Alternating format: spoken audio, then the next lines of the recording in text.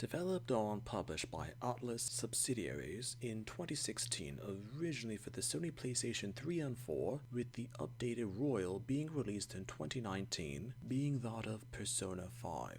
The Phantom Thieves are a group of Japanese teenagers who aim to steal the hearts from corrupted adults in the city that they live within in Japan. Through the circumstances of the story, the thieves learn of a plot that involves Japan itself. Being in development in some form since 2008, since the release of Persona 4 a short time previously, Persona 5 is often credited as being one of the most influential role-playing games of the late 2010s. Despite the fact that Persona 3 was considered to be the first modern installment for the franchise, Persona 5 is considered to be the first game in the franchise which was known to an international audience. Through the playthrough, Goro Akechi is introduced and was depicted as a neutral character to the Phantom Thieves, as in the original game he was infamously known for betraying the main character after revealing his own motives for doing so. In the 2019 updated version of Persona 5 Royal, Akechi received more scenes during the game to give Akechi a depiction being that of a more traumatized person that befriended the main protagonist, rather than the student detective who selfishly betrayed the Phantom Thieves and unsuccessfully tried to fight against them. In the Royal version, there were segments of the game where everyone had their personal tragedies undone and through circumstances lived a more cheerful life. Through these segments, it was possible to view Akechi through different details